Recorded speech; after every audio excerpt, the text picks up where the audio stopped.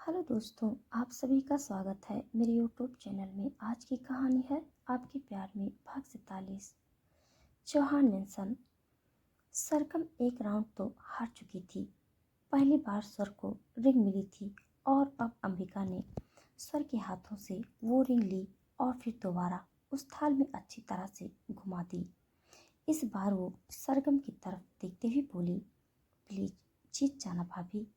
सरगम ने भी तुरंत अपना हाथ थाल में डाल दिया था, लेकिन वो अपना हाथ अच्छे से उस थाल में घुमाती उससे पहले तो स्वर ने अपना हाथ एक बार फिर से बाहर निकाल दिया था और इस बार भी उसकी लिटिल फिंगर पर वो रिंग अटकी हुई थी।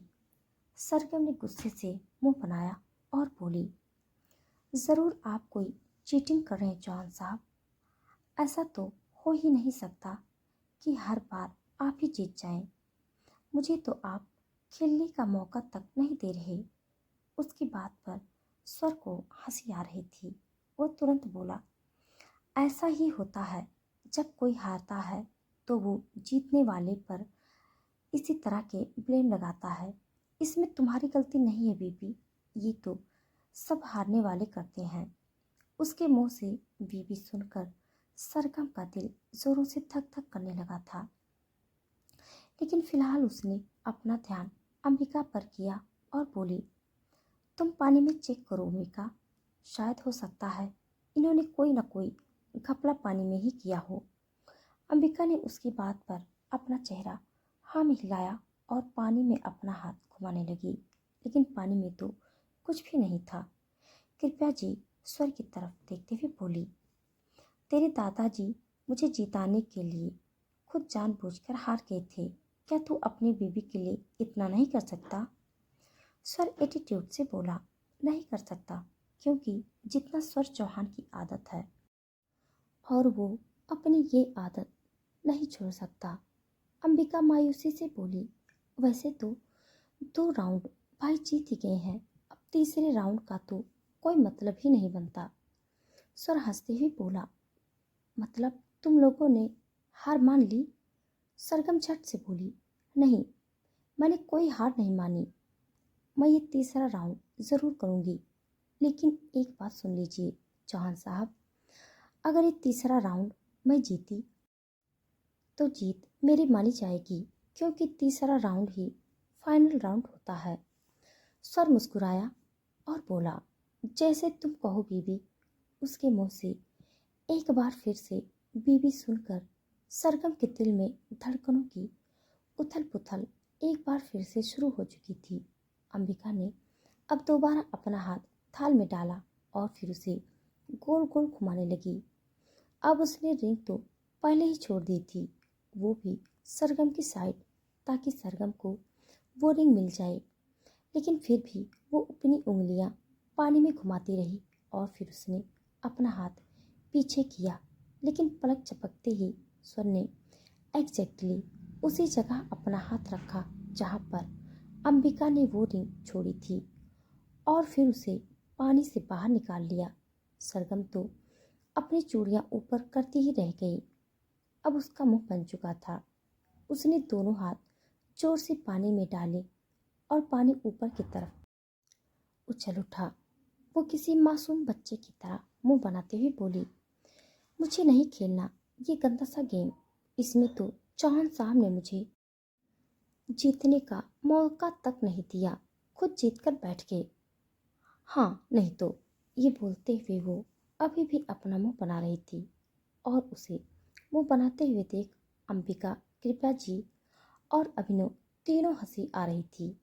स्वर ने भी उसका हाथ अपने हाथों में पकड़ा और उसकी तरफ देखते हुए बोला, तुम्हें लगता है कि ये गेम डिसाइड करेगी कि इस घर में किसकी हुकूमत चलेगी? सरगम ने अपना चेहरा दूसरी तरफ घुमाया और बोली, मुझे अपनी हुकूमत चलाने भी नहीं। आप कीजिए जो करना है, आपका घर आप संभालिए, मैं क्यों संभालूंगी? धड़कन जो कृपया जी की गोद में थी अब जल्दी से सरगम की गोद में आई और अपने दोनों हाथ उसके गालों पर रखते हुए बोली, मम मम मम्मा, यू। उसकी बात सुनकर सरगम हैरानी से उसकी तरफ देखने लगी थी। वो सोच रही थी कि धड़कन यूं क्या बोल रही है। उसका एक हाथ अभी भी स्वर के हाथों में था। वो तुरंत बोला, देखो धड़कन भी तुम्हें मनाने आई है। सरगम ने मुंह बनाते हुए बोला, लेकिन ये बोल क्या रही है, मुझे समझ नहीं आ रहा। धड़कन अब एक बार फिर से बोली, मम्मा यू। स्वर सरगम की तरफ देखते हुए बेहद प्यार से बोला, आई लव यू। सरगम का दिल जोरों से धड़क उठा। उसने तुरंत अपने आसपास देखा जहाँ सब बैठे थे। उसका चेहरा शर्म से लाल होने लगा। स्वर मुस्कुराते हुए बोला, धड़कन आई लव यू मम्मा बोल रही है। सरगम हैरान रह गई। उसने पहले स्वर को और फिर बाद में धड़कन को अपनी बड़ी बड़ी आंखों से देखा और धड़कन अब ताली बजाते हुए खिलखिलाकर हंसने लगी थी। स्वर ने अब नीचे झुककर उसके हाथों को बेहद प्यार से चूम लिया और बोला, धड़कन की तरफ से भी आई लव यू और उसके पापा की तरफ से भी आई लव यू। बेशक से ये तीनों राउंड मैं जीता, लेकिन सिर्फ इस घर पर ही नहीं, स्वर चौहान के दिल पर भी हमेशा तुम्हारी ही हुकूमत रहेगी। तुम जो कहोगी वो तुम्हारे कदमों में होगा, हार्टबीट। ये बोलते हुए स्वर चौहान बेशक से पूरी दुनिया जीत ले, लेकिन तुम पर ये अपना सब कुछ हार चुका है, अपना दिल और खुद को भी। उसकी बातें सुनते हुए सरगम के अब रोंगटे खड़े हो रहे थे। अंबिका, कृपया जी और अभिनव तीनों तालियां बजाने लगे थे। सरगम ने शर्म से अपना चेहरा झुका लिया था। कृपा जी उन तीनों की तरफ देखते हुए बोली, अब तुम दोनों जाओ अपने रूम में और जाकर रेस्ट करो। थोड़ी देर में मैं तुम दोनों के लिए खाना भिजवाती हूँ। स्वर ने एक गहरी सांस ली और बोला, फाइनली। सरगम का चेहरा और भी ज्यादा लाल हो गया था। वो शर्म के मारे कश्मीरी सेब की तरह बनती जा रही थी। अंबिका ने धड़कन को अपनी गोद में लिया और बोली, इसे मैं संभालूंगी और खाना भी खिला दूंगी। ये बोलते हुए वो अपना नाक धड़कन की नाक से रगड़ रही थी। स्वर अब अपनी जगह से उठा। सरगम भी अपनी जगह से उठ रही थी कि स्वर नीचे की तरफ झुका और अगले ही पल उसने सरगम को अपनी गोद में उठा लिया। सरगम की आंखें बड़ी हो गई। उन्हें यूं देखकर अब सब लोग वहां से मुस्कुराते हुए चले गए थे। सरगम ने अपनी बाहें स्वर के गले पर लपेट दी और बोली, वो चौहान साहब, आज ना मेरी कमर में थोड़ा दर्द है, तो मैं सोच रही थी कि सुहाग रात हम आज ना मना कर कल उसकी बात पूरी होती, उससे पहले ही। स्वर उसे लेकर रूम की तरफ बढ़ चुका था। उसने रूम में लाते ही उसे सीधा बेड पर पटका। जैसे उसने सरगम को बेड पर पटका, बेड पर बिछी हुई फूलों की पत्तियां ऊपर की तरफ हो गई थी। सरगम हैरानी से पूरा रूम देख रही थी, जो गुलाब के फूलों से सजा हुआ था। नीचे सैंडल कैंडल्स भी थी और साथ में ऊपर की तरफ बलून्स भी लटक रहे थे। सर ने बड़ी ही प्यारी डेकोरेशन करवाई थी और सामने की तरफ स्वर और सरगम की बहुत ही खूबसूरत सी पिक्चर भी लगी हुई थी, जिसमें धड़कन उन दोनों के हाथों में एक साथ थी। वो सब देखते हुए सरगम के चेहरे पर मुस्कुराहट थी और स्वर ने अब अपने कपड़े उतारने शुरू किए। सरगम ने हैरानी से उसकी तरफ देखा और बोली, दादी माँ ने कहा था कि वो हम दोनों के लिए डिनर भेजेंगी, तो कम से कम डिनर तो खा लेने दीजिए चौहान साहब। स्वर तुरंत बिस्तर पर आया और उस पर झुकते हुए बोला, तुम्हें लगता है कि आज के दिन मैं तुम्हें छोड़कर कुछ और खाऊंगा? सरगम चौंकते हुए बोली, पर खाना तो खाना पड़ेगा ना चौहान साहब, वरना एनर्जी कैसे आएगी? स्वर तिरछी मुस्कुराहट के साथ बोला, मेरे अंदर तो एनर्जी ही एनर्जी है और अपनी एनर्जी अब मैं तुम्हारे अंदर भी बहुत अच्छी तरह से डालूंगा।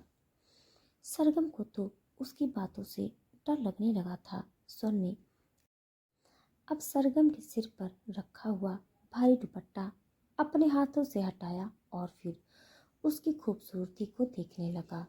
दुल्हन के गेटअप में सरगम बेहद खूबसूरत लग रही थी और उसकी मांग में भरा हुआ वो सिंदूर तो उसे और भी ज्यादा अट्रैक्टिव बना रहा था। स्वर ने अब उसके चेहरे पर झुककर उसके कान को बड़े ही प्यार से चूमा और फिर उसका झुमका उतार दिया। सरगम ने एक पल के लिए अपनी आंखें बंद कर ली और फिर उसे स्वर के होठ अपने दूसरे कान पर महसूस हुए। वहां पर भी स्वर ने उसे बेहद प्यार से चूमते हुए उसका वो झुमका उतार दिया और अब उसने सरगम की नथनी को उतारा और फिर उसकी नाक को भी बेहद प्यार से चूम लिया। सरगम का दिल जोरों से धक धक करने लगा था और अब स्वर ने अपना हाथ सरगम की गर्दन पर पीछे की तरफ किया और फिर उसके गले में पहनी हुई उस हैवी ज्वेलरी को उतारा और फिर उसे नीचे की तरफ सरकाते हुए उसकी गर्दन और सीने को चूमने लगा। जहाँ जहाँ उसका वो नेकलेस सरक रहा था वहाँ वहाँ स्वर के होठ चल रहे थे और फिर स्वर ने वो नेकलेस साइड में रख दिया। अब वो वापस उसके चेहरे पर झुका। उसकी नज़रें अब सरगम की माथे पर पहने हुए मांग टीके पर थी और अब उसने उसे भी उतारा और फिर प्यार से उसका माथा चूमने लगा। सरगम ने अपने दोनों हाथ उसके कंधे पर कस दिए थे। उसके तो इतने में ही रोंगटे खड़े हो चुके थे, लेकिन स्वर आज उसे आसानी से नहीं छोड़ने वाला था। इतने दिनों से वो अंदर ही अंदर भर रहा था और आज वो पूरी कसर सरगम के बदन को तोड़ते हुए निकालने वाला था। वो उसके ऑलमोस्ट गहने उतार चुका था और अब वो अपने प्यार भरी नज़रों से सरगम को इस तरह से देख रहा था कि बेशक से सरगम के सारे गहने उतर गए थे, लेकिन एक गहना अभी भी उसके बदन पर लिपटा हुआ था और वो था शर्म का गहना, जिसे पहनकर सरगम का चेहरा इस वक्त हद से ज़्यादा खूबसूरत नजर आ रहा था।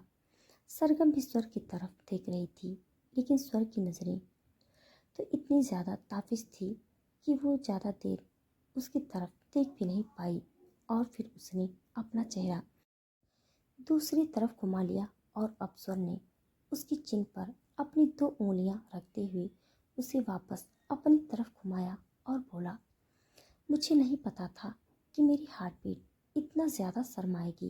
मुझे तो लगा था कि वो किसी खूंखार शेरनी की तरह मेरा शिकार करेगी, लेकिन यहाँ तो मेरी हार्ट बीट कश्मीरी सेब बनी हुई है और मैं इसे खाने के लिए बेकरार हो रहा हूँ। सरगम ने अपने होठों को अंदर की तरफ दबा लिया। उसके होठों पर न्यूड लिपस्टिक लगी हुई थी जो उसे और भी ज़्यादा दिलकश बना रही थी और अब स्वर उन होठों पर झुका और उन्हें बेहद शिद्दत से चूमने लगा। सरगम ने उसे अपने करीब आते हुए महसूस कर तुरंत अपने होठों को वापस नॉर्मल कर लिया था और अब वो स्वर के होठों में पूरी तरह से दबे हुए थे। स्वर उन्हें कसकर मसल रहा था। ऐसा लग रहा था जैसे आज वो तो उन होठों को पूरी तरह से खा ही जाएगा और वो इतना बेसब्र कैसे ना होता। कितने दिनों से तो वो अपनी और सरगम की शादी का इंतजार कर रहा था और आज वो पल आ गया था जहाँ पर वो सरगम को पूरी तरह से अपना बनाने वाला था। वो उसके होठों को बेहद शिद्दत से चूम रहा था और आज तो सरगम भी उसे पूरी तरह से रिस्पॉन्स दे रही थी। उसने अपने दोनों हाथों को स्वर के चेहरे पर रख दिया था और अपने होठों को खोलते हुए वो स्वर के होठों को पूरी तरह से अपने अंदर ले रही थी। कुछ देर स्वर यूं ही उसके होठों को चूमता रहा और फिर उसने सरगम के हाथ पर अपना हाथ रखा जहाँ पर उसने हाथ फूल अभी भी पहने हुए थे और अब स्वर ने उसकी कलाई को पकड़ते हुए उन्हें भी उसके बदन से अलग कर दिया और फिर उसके हाथों को बड़े ही प्यार से चूमने लगा। अब स्वर अपना हाथ सरगम की पीठ पर ले गया था और फिर उसकी ब्लाउज की डोरियां खोलने लगा। सरगम का दिल जोरों से धक धक कर रहा था। बस एक पल और और फिर उसका सीना पूरी तरह से स्वर के सामने होने वाला था। और जैसे ही स्वर ने उसका ब्लाउज ऊपर की तरफ खींचा, सरगम ने तुरंत अपने हाथ अपने सीने पर रख दिए और बोली, मुझे शर्म आ रही जॉन साहब। स्वर ने उसके हाथों को साइड किया और फिर उसके सीने पर झुकते हुए ही बोला, कोई बात नहीं, तुम्हारी शर्म और तुम्हें आज मैं दोनों को ही अच्छे से खाऊंगा। उसकी बात पर सरगम ने अपने लोअर लिप को पूरी तरह से दबा लिया था और हल्की हल्की सिसकियां लेने लगी थी, क्योंकि सर उसके नाजुक से अंगों को बेहद शिद्दत से चुभ रहा था। उसने अपना हाथ जब सर के सिर पर रख दिया था और सर अपना प्यार अब उसे और भी ज्यादा अच्छे से महसूस करवा रहा था। उसने न सिर्फ उसके सीने को चूमना शुरू किया हुआ था, बल्कि वो वहाँ पर उसे लब बाइट भी दे रहा था और सरगम का पूरा सीना अब लाल होता जा रहा था। उसकी सिसकियाँ पूरे कमरे में गूंज रही थी। सरगम का हाथ अब स्वर के बालों पर पूरी तरह से कस चुका था। वो आह भरते हुए बोली, आराम से कीजिए जॉन साहब, थोड़ा प्यार से। स्वर बड़े ही इंटेंस वॉइस में बोला, जितना तुमने मुझे तड़पाया है, तुम्हें लगता है कि मेरा ये सब प्यार से करना बनता है? ये तो शुक्र मनाओ कि मैं थोड़ा सॉफ्ट पेस आ रहा हूँ, वरना ना जाने अब तक तो तुम्हारे साथ क्या कुछ हो चुका होता। उसकी वार्निंग से सरगम के रोंगटे खड़े हो गए थे। अब स्वर ने अपना हाथ उसकी कमर पर कसते हुए उसके लहंगे की जिप को खोला और फिर उसे उसके बदन से निकालने लगा। सरगम ने तुरंत उसके हाथ पर अपना हाथ रख दिया। स्वर ने उसे घूर कर देखा तो सरगम ने अब खुद से अपना हाथ हटा लिया और फिर दूसरी ही पल वो लहंगा भी सरगम के बदन से उतर चुका था और उसके साथ ही स्वर ने अपने कपड़े भी पूरी तरह से उतार दिए थे। अब सरगम के बदन पर सिर्फ एक ही कपड़ा था और वो छोटा सा कपड़ा भी स्वर को जैसे अपनी आंखों में चुभ रहा था। पर फिलहाल उसने उसके ऊपर से ही अपने होठ सरगम की कमर पर रख दिए थे। सरगम के पैर बिस्तर पर कसने लगे। उसका पूरा बदन गर्म होने लगा था। उसे ऐसा लग रहा था जैसे किसी भी वक्त उसकी जान निकल जाएगी। उसके पसीने छूटने लगे थे। उसका चेहरा भी हल्का सा ऊपर की तरफ उठ गया था। वो किसी और ही दुनिया में खोने लगी थी। सरगम पागलों की तरह तड़पने लगी थी, लेकिन जब वो खुद को रोक नहीं पाई तो तड़पते हुए ही बोली, इतना तो मैंने आपको भी नहीं तड़पाया था जॉन साहब, जितना आप मुझे तड़पा रहे हैं। स्वर हल्का सा मुस्कुराया और बोला, अभी तो मैंने तुम्हें तड़पाना शुरू ही नहीं किया हार्टबीट। तुमने मुझे जितना तड़पाया है, अगर मैं उतना तड़पाने पर आया तो पूरी रात बीत जाएगी। सरगम झट से बोली, लेकिन मुझे पूरी रात आपके लिए तड़पते हुए नहीं बितानी जॉन साहब, आपका प्यार महसूस करते हुए बितानी है। उसकी बात सुनकर अब स्वर ऊपर की तरफ आया। उसका चेहरा अब सरगम के चेहरे के बिल्कुल करीब था और वो उसकी आंखों में झांक रहा था। स्वर और सरगम दोनों एक दूसरे को महसूस करते हुए एक दूसरे के हो रहे थे। स्वर उसे अपना सब कुछ दे रहा था और सरगम वो सब कुछ अपने अंदर समेट रही थी। तो दोस्तों, आज के लिए बस इतना। इसके आगे का भाग जानने के लिए आप सब मेरे साथ बने रहिए। हमारी कहानी आप सबको कैसी लग रही है, कमेंट बॉक्स में ज़रूर बताइएगा। तब तक के लिए धन्यवाद।